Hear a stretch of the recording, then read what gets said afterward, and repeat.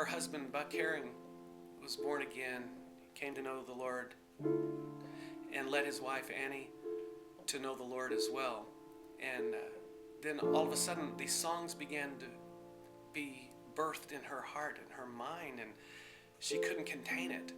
And didn't really even know how to play the piano, so they asked the Lord to show Annie. Buck and Annie said, Lord, would you show Annie where to put her hands? And she would write all these amazing songs. And her little brother and little sister, Matthew and Nellie, needed a place to live after both her parents passed away within a couple of years of each other. So they came to Southern California to live with Big Sister, and after school every day, they would sing Big Sister songs she had received that day. And they became born again. They began singing these amazing songs in these Christian coffee houses, and actually became a part of this phenomenon in the late 1960s and early 70s called the Jesus movement, where tens of thousands of teenagers were born again and set free from their old lives.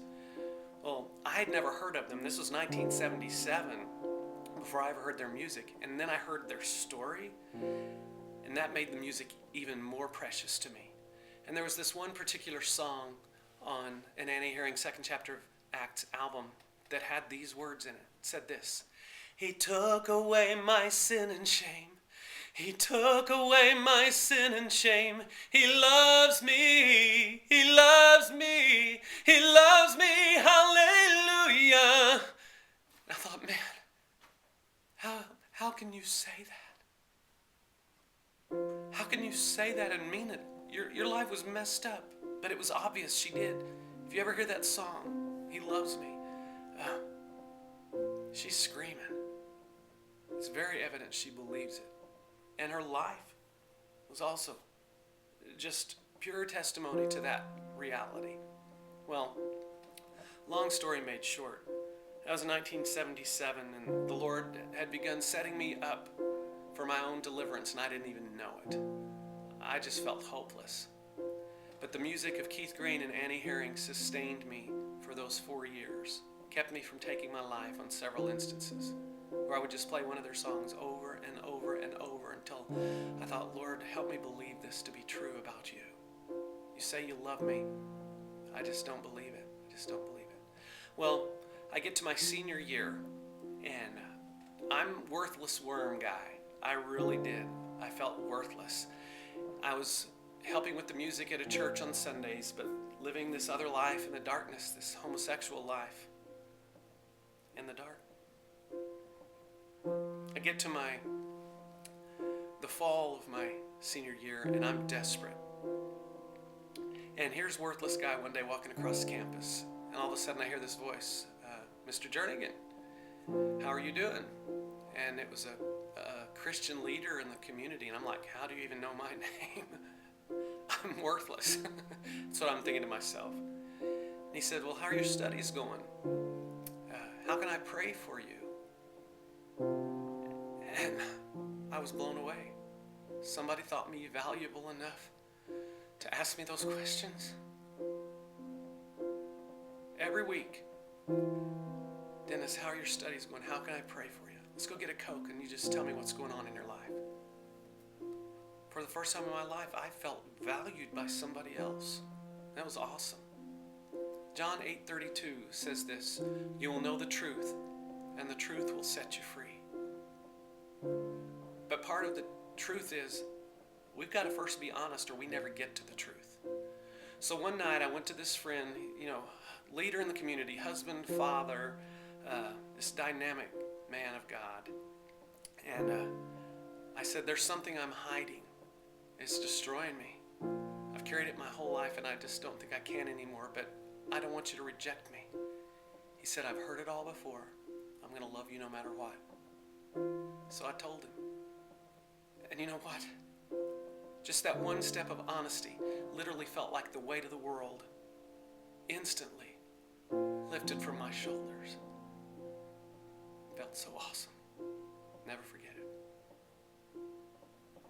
But that moment of peace was shattered very quickly when this one I just confessed to, my mentor, then made a sexual advance on me. away from that encounter humiliated. Went to my little apartment where I lived by myself. And you see, that's part of the scheme of the enemy. He wants us to get separated from those who can help us, those who really do love us. I was like this little wounded sheep out in the wilderness all alone. So the enemy had a heyday with me. After that encounter, I went to my little apartment, had a little gas heating stove. I turned it on, but I did not light the flame. And I just laid down. I couldn't do it anymore. I was so dadgum tired. Just couldn't do it anymore. And I'm lying there for, a few minutes, wondering what it's going to be like.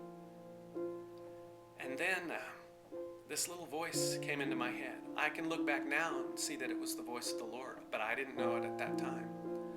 Here's what it said. Are you really ready for this? Do you know what eternity holds for you? Are you prepared? And this fear just suddenly overwhelmed me. I get up, I turn off that gas stove, and I make this statement. This is just the way I was born. I'm going to stop fighting it. I'm going to embrace it. So I lived the rest of 1980 through my graduation, the spring of 1981, and most of the summer, basically leading two lives.